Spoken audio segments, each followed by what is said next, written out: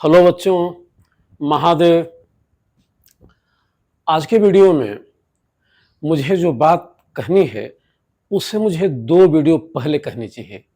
मतलब ये निकला कि इस वीडियो के 2 वीडियो पहले मैंने बताया था कि अगर कोई सेमी सर्कुलर आर्क है और ये चार्ज्ड है, मान लो पॉजिटिवली चार्ज्ड है, तो इसके सेंटर पर इलेक्ट्रिक फील्ड का फार्मूला क्या होगा और हमने निकाला था। प्रश्न ये है कि अगर ये सेमी सर्कुलर नहीं होता, कुछ यूं होता, सर्कल का 1/4 होता और ये इसका सेंटर होता, तब कितनी इलेक्ट्रिक फील्ड होती। या कोई रैंडम एंगल का होता, मीन्स यहाँ सेंटर पर कोई एंगल अल्फा यूं ही बन गया जो ना 180 है, ना 90 है, ना 45 है, किसी भी एंगल को ये आर्क सेंटर पर बना रहा है, उस केस में इलेक्ट्रिक फील्ड का फार्मूला क्या होगा। मतलब कि इस वीडियो में मेरी कोशिश ये है कि मैं ये प्रूफ करूं, दिखाऊं कि अगर कोई सर्कुलर आर्क मान लो ये सर्कुलर आर्क है, अपने सेंटर पर ये मान लो कि इसका सेंटर है, कोई general angle, random angle alpha बना रहा है, तो इस आर्क की वजह से यहाँ पर इलेक्ट्रिक फील्ड का एक्सप्रेशन क्या होगा। तो आज का टारगेट या आज का वीडियो इसी कंटेंट को लेकर है, क्योंकि 2 वीडियो पहले मैंने इसी का एक पर्टिकुलर एग्जांपल प्रूफ किया था कि ये एंगल अगर 180 डिग्री हुई है, मीन्स ये कंप्लीटली सेमी सर्कल, तब सेंटर पर इलेक्ट्रिक फील्ड का फार्मूला क्या होगा और उसका एक्सप्रेशन हमने फाइंड आउट किया था। अब हम इसको जनरलाइज कर रहे हैं, तो देखो कैसे जनरलाइज कर रहे हैं। देखो ये एक सर्कुलर आर्क है, ए बी क्या है, एक सर्कुलर आर्क है, और मान लो कि वो उसका सेंटर है, तो ए बी सर्कुलर आर्क है, वो उसका सेंटर है, और ये आर्क जो पॉजिटिवली चार्ज है, मान लो नेगेटिवली भी हो सकता था, पॉजिटिवली चार्ज है, और ये सपोज करो कि इस पर टोटल चार्ज क्यू है। टोटल चार्ज कितना है, क्यू है। तो हमें ये बताना है, और इसकी रेडियस कितनी है, आर है, ये ओ है, ओ भी रेडियस है, ये आर है। तो हमें बताना है कि इस पॉजिटिवली चार्ज्ड सर्कुलर आर्क की वजह से उसके सेंटर पर, जहां पर आर्क अल्फा एंगल बना रहा है, इलेक्ट्रिक फील्ड का एक्सप्रेशन क्या होगा। यानी कि कुछ ऐसा है कि ये सर्कुलर आर्क है, ये सेंटर है, ये सेंटर है, ये एंगल है अल्फा, और ये पॉजिटिवली चार्ज है, इस पर टोटल चार्ज मान लो क्यू है, टोटल चार्ज क्यू है, तो इसकी वजह से यहाँ पर इलेक्ट्रिक फील्ड का एक्सप्रेशन क्या होगा। तो इसको प्रूफ करना या एक्सप्रेशन फाइंड आउट करना बड़ा इजी है। थोड़ी सिमेट्री का यूज करेंगे और हल्का सा इंटीग्रल कैलकुलस का हम इस्तेमाल करेंगे, और ये अप्रोचेज मैं ऑलरेडी पहले से लेता चला रहा हूँ, ये कोई नया कुछ भी नहीं है। तो देखो हमने क्या लॉजिक दिया, ये जो लाइन है ओपी, लाइन ओपी कौन सी है, कि जो एंगल एओपी बन रहा है, मींस ये आर्क जो सेंटर पर एंगल बना रहा है, ये लाइन ओपी इसकी एंगल बाइसेक्टर है, और इसको हमने जस्ट वाई एक्सिस की तरह ट्रीट किया। जितना एंगल ये है उतना एंगल ये है, मींस एओपी इक्वल है बीओपी के, और ये एंगल है अल्फा बाई 2 और ये एंगल है अल्फा बाई 2, और एओबी टोटल एंगल है अल्फा। तो ओपी लाइन एंगल अल्फा की बाइसेक्टर है, और जिसे हमने जस्ट वाई एक्सिस तरह मान लिया। एक लाइन यूं खींचा हॉरिजॉन्टल, जो इसके नॉर्मल है, इसको हमने एक्स एक्सिस ट्रीट किया, और हमने मान लिया कि अगर हम ओ से इस डायरेक्शन में चल रहे हैं, मीन्स हम एक्स की पॉजिटिव डायरेक्शन में चल रहे हैं, इस डायरेक्शन में यूनिट वेक्टर को बोलते हैं आई कैप, इधर बोलते हैं माइनस आई कैप, ये हो जाएगा जे कैप, इसे हम कहेंगे माइनस जे कैप। तो ये सारे कन्वेंशन, सारी बातें आप ऑलरेडी पहले से जानते हो। अब हमने क्या किया, अच्छा हमारी अप्रोच क्या है, हम अभी तो जो बेसिकली पढ़े हैं, हम ये जानते हैं कि हम इलेक्ट्रिक फील्ड तभी निकाल पाएंगे जब हमें कोई पॉइंट चार्ज दिया हो। यानी कि हमारा जो बेसिक फार्मूला वो ये है कि किसी, अगर कोई चार्ज क्यू है और इससे आर पोजीशन पर कोई पॉइंट पी है, कोई चार्ज Q है, R पोजिशन पर पॉइंट P है, हमें यहाँ पर अगर इलेक्ट्रिक फील्ड का एक्सप्रेशन फाइंड आउट करना है तो ये एक्सप्रेशन हो जाता है 1/4πε0 Q/r²। हम यही फार्मूला जानते हैं। अब हम यहाँ पर इलेक्ट्रिक फील्ड निकालने के इस आर्क की वजह से इसी बेसिक फार्मूले से डिपार्ट करेंगे, इसकी हेल्प लेंगे और सारी बातें हो जाएंगी। तो ये तमाम बातें दिमाग में रखते देखो हमने क्या किया। हमने मान लिया कि इस वाई एक्सिस से जो कि OP को दिखा रहे हैं थीटा डिग्री के एंगल पर, ये एंगल कितना है थीटा डिग्री के एंगल पर हमने एक छोटा सा एंगुलर सेपरेशन लिया d थीटा। मीन्स अगर ये एंगल थीटा है तो यहाँ देखो हमने कितना है d थीटा है। इस d थीटा एंगल में या इस छोटे से आर्क में हम देखें कि कितना चार्ज कंटेंट है। तो इस चार्ज को निकालने का तरीका यह क्या है, कई लॉजिक है। जैसे हम ये कहेंगे अलग से समझो कि मान लो ये सर्कल है और सर्कल पर टोटल चार्ज Q है, सर्कल पर टोटल चार्ज Q है।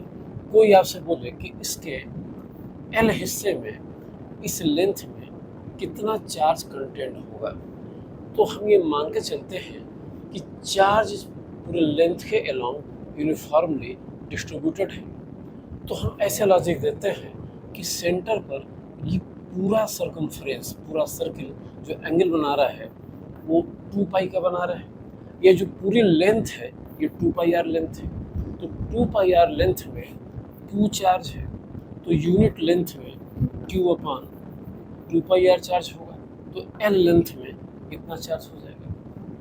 तो कुल मिलाकर इस लॉजिक से हम इस L लेंथ में चार्ज निकालते हैं। मान लो ये एंगल थीटा है, ये एंगल थीटा है। इसको जरा दूसरे भी पॉइंट ऑफ व्यू से देखो। इसकी रेडियस r है, ये आर्क की लेंथ L है और ये आर्क सेंटर पर थीटा एंगल बना रहा है। इस एंगल को हम रेडियन में मेजर करेंगे तो हम लिखेंगे theta equals arc by radius. Means L/r को हमने लिख दिया थीटा। तो यहाँ भी है L/r, तो हमने लिख दिया थीटा, तो ये हो गया Q/2π इंटू थीटा। तो इस L लेंथ में चार्ज कितना कंटेंट होगा इसका एक्सप्रेशन एंगल के फॉर्म में ये हो गया। ठीक है, अब इसको हमने ऐसे कहा कि पूरा सर्कमफ्रेंस सेंटर पर 2π का एंगल बना रहा है, तो 2π में Q चार्ज कंटेंट है, तो यूनिट डिग्री में, यूनिट रेडियन में जो चार्ज कंटेंट होगा Q/2π होगा, तो थीटा एंगल पर कितना चार्ज कंटेंट होगा इतना होगा। जस्ट इसी लॉजिक को हम यहाँ लेकर चलेंगे। अब हमने मान लिया है कि इस AB लेंथ में टोटल चार्ज जो लेंथ के लॉन्ग यूनिफॉर्मली डिस्ट्रीब्यूटेड है उसकी वैल्यू Q के बराबर है। तो हमारी अप्रोच क्या होगी कि हम देखें कि इस d थीटा लेंथ में जो ये छोटा सा चार्ज dQ कंटेंट है इसकी वैल्यू क्या होगी। तो इसी लॉजिक को हम लेकर चलेंगे कि अल्फा लेंथ में, अल्फा एंगल में टोटल चार्ज कंटेंट है Q। ये पूरी लेंथ जो पूरा जो आर्क की लेंथ है ये सेंटर पर अल्फा एंगल बना रही है। तो अल्फा लेंथ में Q चार्ज कंटेंट है, अल्फा एंगल में Q चार्ज कंटेंट है, तो यूनिट एंगल में Q/अल्फा चार्ज कंटेंट होगा। तो d थीटा एंगल में कितना चार्ज कंटेंट होगा, तो Q/अल्फा d थीटा चार्ज कंटेंट होगा। तो इसको लिखने में हमने दो बातें मान ली कि नंबर 1 जो चार्ज है लेंथ के लॉन्ग यूनिफॉर्मली डिस्ट्रीब्यूटेड है और टोटल चार्ज कितना है Q है, तो देखिए कि d थीटा एंगल में कितना चार्ज कंटेंट होगा, तो ये हो जाएगा Q/अल्फा d थीटा, इसको हमने बोल दिया dQ। तो कुल मिलाकर अगर हम देखें dQ मीन्स इस d थीटा एंगल में कंटेंट चार्ज की अमाउंट तो हो जाएगा Q/अल्फा d थीटा, Q/अल्फा d थीटा। अब हम इस dQ चार्ज को एक पॉइंट चार्ज मानेंगे और हमने मान लिया कि चार्ज कैसा है, पॉजिटिव है। तो इस पॉइंट चार्ज की वजह से पॉइंट ओ पर इलेक्ट्रिक फील्ड की direction away from the charge हो जाएगी और बहुत छोटी इलेक्ट्रिक फील्ड होगी जिसकी वैल्यू को हमने डी कहा। तो हमारा डी हो जाएगा, डी को हम लिखेंगे d equals 1/4πε0 d q by r square. और आर क्या है, यहाँ से ये दूरी है जो आर्क की रेडियस है, सर्कुलर आर्क की रेडियस है। तो पहला काम हमने ये किया कि इस वाई एक्सिस से, जिसको मैं ओपी कह रहा हूँ, थीटा डिग्री चलकर एक छोटा सा एंगल और लिया डी थीटा, और देखा कि डी थीटा वाले एंगल में सरकमफरेंस पर जो चार्ज कंटेंट है डी क्यू, उसकी वैल्यू क्या हो जाएगी, तो डी क्यू हो जाएगा Q by alpha d theta. इसे हमने पॉइंट चार्ज माना और पॉइंट चार्ज एज्यूम करके पॉइंट ओ पर और पॉजिटिव चार्ज माना, पॉजिटिव पॉइंट चार्ज माना, और उसकी वजह से पॉइंट ओ पर इलेक्ट्रिक फील्ड का एक्सप्रेशन निकाल दिया, d equals 1/4πε0 d q by r square. अब देखो इस डी के दो कंपोनेंट होंगे, एक माइनस वाई के डायरेक्शन में इधर हो जाएगा, एक माइनस एक्स के डायरेक्शन में ये हो जाएगा। तो हम लिख दें वेक्टर फॉर्म में कि डी वेक्टर के दो कंपोनेंट हो गए, d sine theta minus i cap. देखो this is d cos theta and this is d sine theta. तो d sine theta minus i cap plus d cos theta minus j cap. एक सहूलियत के लिए नाम दे दिया हमने, इसे हमने लिख दिया डी एक्स, सॉरी इसे हमने नाम दिया डी एक्स, या छोड़ दे, कुछ नाम नहीं दिया। तो हमने डी के दो कंपोनेंट लिए, D cos theta D sine theta. अब टोटल फील्ड निकालनी होगी, पॉइंट ओ पर जब टोटल फील्ड निकालनी होगी तो इसी एक्सप्रेशन का हम इंटीग्रेशन करेंगे। जब इसका इंटीग्रेशन करेंगे तो दिमाग में बात याद रखो कि इस हिस्से का भी होगा, इस हिस्से का भी होगा। कुछ लोग ये लॉजिक देते हैं, सही है, कि उनका ये कहना है, जरा ध्यान से सुनना, कि इस डी के दो कंपोनेंट होंगे, D cos theta D sine theta. जब हम यहाँ से ए से बी तक चलते हैं तो इसके हाफ पोर्शन में मीन्स एपी में फील्ड की डायरेक्शन इधर इधर की तरफ हो जाएगी और पीबी में इधर की तरफ हो जाएगी। मीन्स ए से पी के बीच में जो फील्ड का हॉरिजॉन्टल कंपोनेंट मिलेगा या तो इधर मिलेगा या तो इधर मिलेगा। ओके, मीन्स अगर पूरे आर्क के लिए देखा जाए तो जितने इलेक्ट्रिक फील्ड के कंपोनेंट्स इधर मिलेंगे उतने ही इधर भी मिलेंगे। तो पूरे लूप के लिए हॉरिजॉन्टल डायरेक्शन में इलेक्ट्रिक फील्ड का जो कंपोनेंट डी साइन थीटा है उसका वेक्टर सम 0 हो जाएगा, सिमेट्री की वजह से। क्योंकि ए से पी तक जाने में अगर फील्ड का कंपोनेंट इधर मिलेगा तो पी से बी तक जाने में फील्ड का कंपोनेंट जो एक्स डायरेक्शन में मिलेगा वो इधर मिलेगा। तो जितना इधर मिलेगा उतना इधर मिलेगा, इक्वल रहेंगे हमेशा, तो ये कैंसिल आउट करेंगे। एक तो ये तरीका हो गया। और फिर तब मानेंगे कि इस फील्ड के जो कंपोनेंट माइनस वाई के डायरेक्शन में है, मीन्स डी कॉस के डायरेक्शन में है, उनकी डायरेक्शन चेंज नहीं होगी। तो टोटल फील्ड निकालना है तो टोटल फील्ड के लिए हमें इसी कंपोनेंट को पूरे लूप के लिए इंटीग्रेट करना चाहिए। और टोटल फील्ड का डायरेक्शन जिसको अगर मैं ई कह रहा हूँ तो ई की डायरेक्शन यही हो जाएगी, यानी कि माइनस वाई की डायरेक्शन हो जाएगी। एक तो ये लॉजिकल तरीका हो गया। दूसरा तरीका हो गया कि हम इसको मैथमेटिकली करके दिखाएं। तो हम यही काम करेंगे कि टोटल फील्ड अगर निकालनी है, जिसे मैं ई कह रहा हूँ, तो टोटल फील्ड ई हो जाएगी डी का इंटीग्रेशन मीन्स इसका इंटीग्रेशन मीन्स इसका इंटीग्रेशन। तो हम यहाँ से चल रहे हैं कि किसी रैंडम एंगल डी थीटा के लिए पॉइंट ओ पर हमने इलेक्ट्रिक फील्ड डी निकाला, जिसके दो कंपोनेंट लिए, और इस कंपोनेंट को पूरे लूप के लिए हमें इंटीग्रेट करना है टोटल फील्ड निकालने के लिए। तो हम इस हॉरिजॉन्टल कंपोनेंट को इंटीग्रेट करेंगे और वर्टिकल कंपोनेंट को इंटीग्रेट करेंगे। लॉजिकली हमने बताया कि इसको इंटीग्रेट करें या ना करें, इसकी वैल्यू को 0 आना है, हम मैथमेटिकली से 0 कर देंगे। मीन्स टोटल फील्ड जो हो जाएगी वो इसी के इंटीग्रेशन से मिलेगी और उसी डायरेक्शन माइनस वाई की डायरेक्शन हो जाएगी। लेकिन बहरहाल हमें इसे इंटीग्रेट करना चाहिए। तो चलो मान लो इस हिस्से को हमने बोल दिया ई एक्स और इस हिस्से को बोल दिया ई वाई और टोटल फील्ड को बोल दिया ई। तो टोटल फील्ड हो गया ई एक्स प्लस ई वाई। अब हम इसे ई एक्स मानकर इंटीग्रेट करें और देखें कि रिजल्ट कितना आ रहा है। तो देखो बेटा, मैं इसे कर रहा हूं तो ई एक्स हो जाएगा, दिस इज ई एक्स हो जाएगा integration D E sine theta. Direction तो जरूर होगी, हम सिर्फ मैग्नीट्यूड लिख रहे हैं, डी ई साइन थीटा।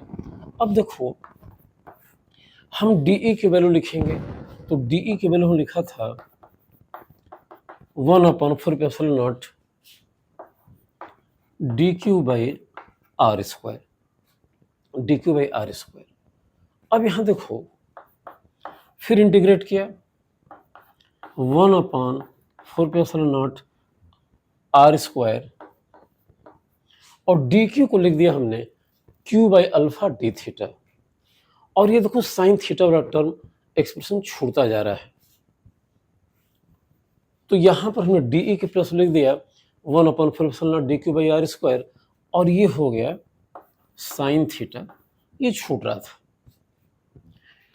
हम अब क्या करेंगे, नया कुछ नहीं करेंगे, बस इसके प्लेस पर रख देंगे Q by alpha d theta और जो कांस्टेंट है, ये सारे कांस्टेंट हैं, इनको बाहर ले लेंगे, क्यू बाई अल्फा भी कांस्टेंट है।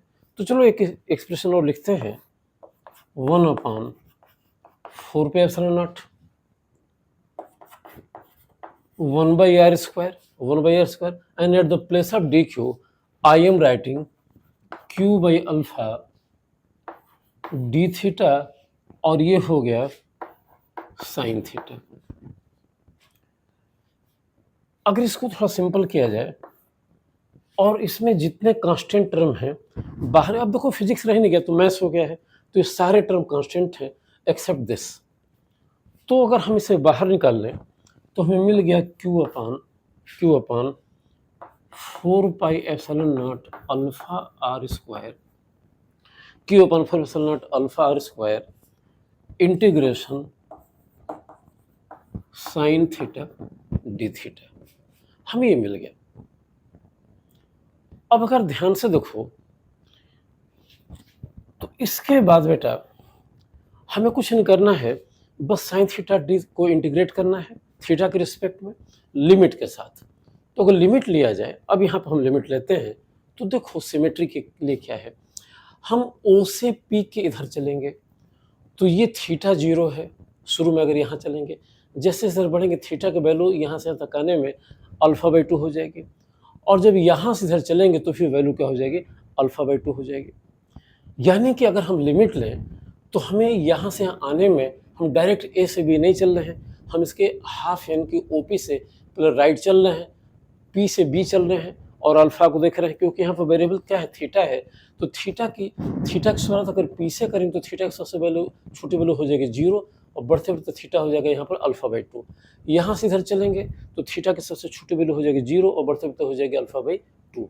लेकिन कन्वेंशन क्या है कि अगर हम ये कोई एंगल है, इस एंगल को अगर हम एंटी क्लॉकवाइज मेजर करते हैं, बिल्कुल करते हैं, तो इसका साइन प्लस लेते हैं। लेकिन अगर एंगल को हम क्लॉकवाइज मेजर करते हैं तो इसका साइन माइनस लेते हैं। तो इस हिसाब से देखो तो हम एंगल को यहाँ से हम मेजर कर रहे हैं, क्लॉकवाइज मेजर कर रहे हैं, तो यहाँ से यहाँ तक अल्फा एंगल थीटा की वैल्यू बढ़कर माइनस अल्फा बाई 2 हो जाएगी और यहाँ से यहाँ पर प्लस अल्फा बाई 2 हो जाएगी। मीन्स हम लिमिट ले लेंगे minus alpha by 2 alpha by 2। तो फिर से मैं पूरी बात रिपीट कर दूँ कि हमने क्या किया कि इस फील्ड के दो कंपोनेंट मिले, ये और ये, टोटल फील्ड निकालने के लिए दोनों कंपोनेंट को इंटीग्रेट किया, इस हिस्से को ई एक्स मान लिया, इस हिस्से को ई वाई मान लिया। तो ई एक्स को हमने इतना लिखा, लिखते चले गए और लास्ट लिमिट की बात आई तो हमने कहा कि अगर हम सिमेट्री नहीं लेते, अगर हम ए से बी तक चलते और तब थीटा को अगर यहाँ से मेजर करते तो थीटा 0 से अल्फा तक हो जाता। लेकिन हमने एक सिमेट्री लिया है, उससे क्वेश्चंस या अप्रोच इजी हो जाएगी। तो हमने क्या किया कि OP को हमने y एक्सिस माना और O से P से B तक गए तो थीटा बढ़ते बढ़ते α/2 हो गया। लेकिन मेजरमेंट का जो कन्वेंशन है, इस थीटा को हम यहाँ से यहाँ जाने में क्लॉकवाइज मेजर कर रहे हैं तो उसका साइन हो जाएगा -α/2, और यहाँ से यहाँ तक भी α/2 ही होगा। लेकिन इस थीटा को हम यहाँ से यहाँ चलने में एंटी क्लॉकवाइज मेजर कर रहे हैं तो इसकी वैल्यू हो गई α/2। तो हम थीटा की लिमिट ले लेंगे -α/2 टू α/2। अब देखो ये कितना चलाएगा, जरा बात को समझो। ये सारा कुछ कांस्टेंट है बेटा, सारा कुछ कांस्टेंट है। अभी फिलहाल मैं इसको k लिख दे रहा हूँ, इस पूरे का एक नाम दे दे रहा हूँ k। और देखो साइन थीटा का इंटीग्रेशन होता है माइनस कॉस थीटा, तो उस माइनस को मैं यहाँ ले रहा हूँ और इसे सीधे लिख दे रहा हूँ कॉस थीटा, और ये हो गया α/2 और नीचे हो गया -α/2। तो हमने क्या किया, इस पूरे को k मान लिया और साइन थीटा का इंटीग्रेशन होता है माइनस कॉस थीटा, वो माइनस यहाँ ले लिया और फिर लिमिट ले लिया, अपर लोअर लिमिट ले लिया। अब देखिए कि कितना चलाएगा। तो देखो ये हो जाएगा -k, ये लिख दिया -k, एक बार थीटा प्लस α/2 तो हो जाएगा कॉस α/2। थोड़ा अच्छा लिखो, तो ये हो जाएगा कॉस α/2, बीच में माइनस रखा और फिर रखा कॉस -α/2। लेकिन बेटा कॉस माइनस थीटा होता है कॉस थीटा, तो इसको लिख दिया हमने -k कॉस α/2 माइनस कॉस α/2। ये 0 चलाया और पूरी चीज हो गई 0। आप चाहो तो इसे उतार सकते हो। तो तुमने क्या देखा कि इस इलेक्ट्रिक फील्ड के इसके दो कंपोनेंट थे, D cos theta D sine theta. ये जो हॉरिजॉन्टल कंपोनेंट है जो x के लॉन्ग है, जिसको मैंने EX कहा, इसकी वैल्यू क्या आ रही है, 0 आ रही है। ओके, तो अब मैं फिर चल रहा हूँ, होपफुली आप इसे लिख लेना, मैं मिटा दे रहा हूँ। तो यहाँ पर EX मीन्स ये कंपोनेंट 0 चलाया तो टोटल फील्ड हो गई EY, मीन्स E की वैल्यू हो जाएगी EY, यानी कि यहाँ टोटल इलेक्ट्रिक फील्ड इसको इंटीग्रेट करने से मिलेगी और डायरेक्शन इधर हो जाएगी। अब देखिए कितनी होगी। तो देखो अब हम इसको इंटीग्रेट करेंगे तो हमने लिख दिया E इक्वल्स EY और integration DE cos theta, D cos theta, ये हो गया DE cos थीटा। डायरेक्शन को माइनस जे के, डायरेक्शन लिखना नहीं है, हम इंटीग्रेट कर रहे हैं, मैग्नीट्यूड की बात कर रहे हैं। तो देखो भी क्या हो जाएगा। अब हम DE की वैल्यू को लिख देंगे तो पुराना देख लो, ये हो जाएगा 1/4π0 dq/r² cos थीटा। नया कुछ नहीं करेंगे, यहाँ से ये फिर हम dq की वैल्यू लिखेंगे तो 1/4π0 r² लिख दिया और dq का प्लस लिखा, सॉरी पर लिख दिया cos थीटा छूट रहा था, cos थीटा, और dq का प्लस लिख दिया q/α d थीटा। अब देखो ये सारे टर्म कांस्टेंट हैं, ये वाले सारे कांस्टेंट हैं, तो इनको हमने बाहर ले लिया। तो q/4π0 α/r², q/4π0 α/r² बाहर ले लिया और यहाँ इंटीग्रेशन हो गया cos थीटा d थीटा। अब देखो फिर वही बात आएगी लिमिट की, तो यहाँ भी लिमिट लेंगे minus alpha by two plus alpha by two, तो ये पूरी चीज़ हो गई Q upon 4 pi epsilon naught alpha are square, और लिमिट ले लिया minus alpha by two plus alpha by two cos theta d theta. अब कॉस थीटा का इंटीग्रेशन हो जाएगा साइन थीटा, थोड़ा याद रखना पड़ेगा। तो ये हो जाएगा Q upon 4 pi epsilon naught alpha are square, 4 pi epsilon naught alpha are square, और ये हो गया साइन थीटा, लिमिट लिया alpha by two minus alpha by two, ये लिमिट ले लिया बेटा। अब चलो फिर आगे चलें, तो एक बार इसके प्लेस रखेंगे अल्फा बाई टू, एक बार माइनस अल्फा बाई टू, तो पूरी चीज़ हो जाएगी q upon 4 pi epsilon naught alpha are square, और यहाँ हो जाएगा sine alpha by two minus sine minus alpha by two, एक बार theta plus alpha by two, एक बार theta plus minus alpha by two. अब जरा केयरफुली देखो, साइन माइनस थीटा होता है माइनस साइन थीटा, तो ये माइनस यहाँ चला गया, ये प्लस हो जाएगा, तो पूरी चीज हो जाएगी q upon 4 pi epsilon naught alpha are square, और sine alpha by two plus sine alpha by two. Okay, hopefully आप इतना लिख लो, मैं इसे ऊपर से मिटा दे रहा हूं। तो जब ऊपर से मिटा दूंगा और अब मैं लिख रहा हूं, तो ये पूरी चीज हो गई, ई हो गया Q upon 4 pi epsilon naught alpha are square, Q epsilon naught alpha are square into 2 sine alpha by two into 2 sine alpha by two. अब यहां पर केयरफुल देखो, तो 2 से 4 कट जाएगा, तो ई चला आएगा क्यू अपान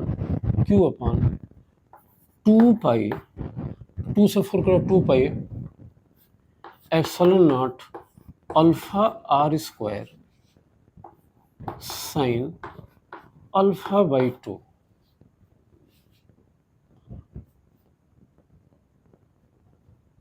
ये हो गया।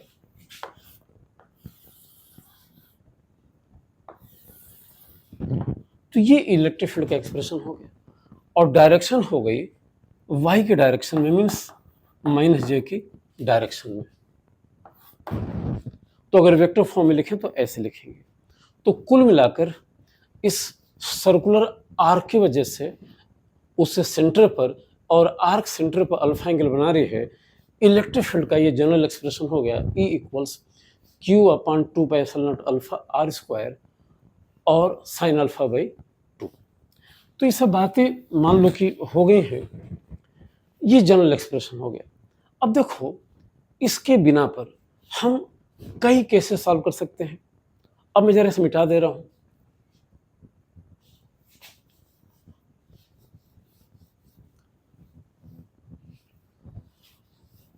चलो, अब ये जनरल फार्मूला हो गया। अगर कोई पूछे कि सेमी सर्कल है और ये इसका सेंटर है और उसमें सारा चार्ज पॉजिटिवली डिस्ट्रीब्यूटेड है, तो इलेक्ट्रिक फील्ड का एक्सप्रेशन बताओ। तो कुछ नया नहीं करना है, जैसा कि बताया कि फील्ड डायरेक्शन तो इधर हो जाएगी, ये माइनस जे कैफ हो गया, इधर हो जाएगी, और ये एंगल जिसमें अल्फा कह रहा हूँ ये हो गया पाई। तो इस केस में अगर ई की वैल्यू निकालें तो Q upon 2 pi epsilon not, और अल्फा की जगह हम रख दिया पाई, अल्फा की जगह रख दिया हमने पाई आर स्क्वायर, और यहाँ रख दिया sine pi by two. Sine pi by 2। अब साइन पाई बाई 2 90 होता है, तो सीधे हो जाएगी फील्ड की वैल्यू, अगर मैं देखूं इसकी वैल्यू को हटा दूं तो इतनी हो गई, Q/2 पे एप्सिलॉन नॉट पाई, पाई पाई हमने लिख दिया अगले में पाई स्क्वायर, तो E हो जाएगा Q/2 pi square epsilon not R square. ये हो गया फार्मूला सेमी सर्कल के सेंटर पर इलेक्ट्रिक फील्ड का। अगर ये क्वार्टर सर्कल होता मीन्स कुछ ऐसा होता, चलो मीन्स कुछ ऐसा होता, ये एंगल पाई बाई 2 होता, तो इसके सेंटर पर इलेक्ट्रिक फील्ड का फार्मूला निकालना है, तो नया कुछ नहीं करना है, डायरेक्शन तो हो जाएगी जस्ट इधर की तरफ, एंगल बाइसेक्टर की तरफ, जैसे पीछे बताया था, बस यहां पर हमें पाई बाई 2 रखना होगा, तो E हो जाएगा Q/2 pi epsilon not, and this is pi by 2. At the place of alpha I have written pi by 2 r square, और ये हो जाएगा sine pi by 4, sine pi by 4। इसे सिंपल किया तो हो गया Q, देखो 2 से 2 कटा, पाई पाई हो जाएगा pi square alpha are square,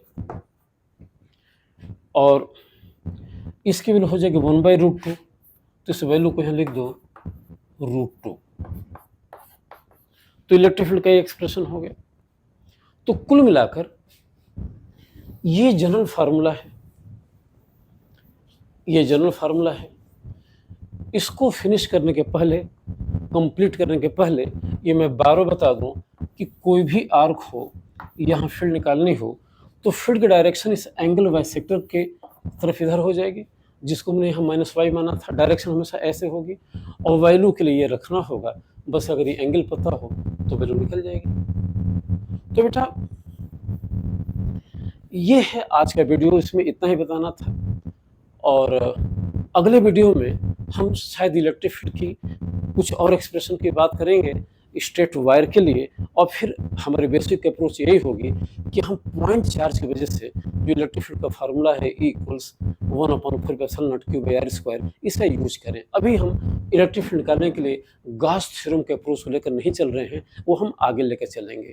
एक बात और, कुछ बुक्स में इस एक्सप्रेशन को चार्ज डेंसिटी के टर्म में दे दिया गया है, तो कुछ नहीं, नया कुछ नहीं करना, मुझे बताना भी नहीं है।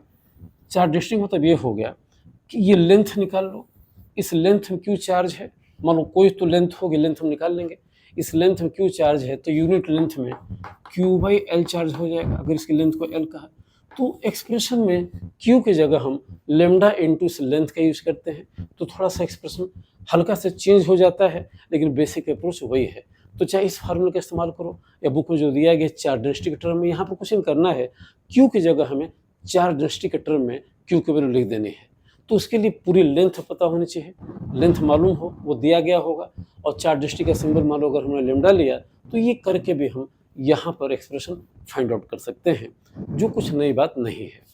ओके बेटा, आज के वीडियो में इतना ही, फिर हम मिलेंगे अगले वीडियो में, तब तक के लिए महादेव।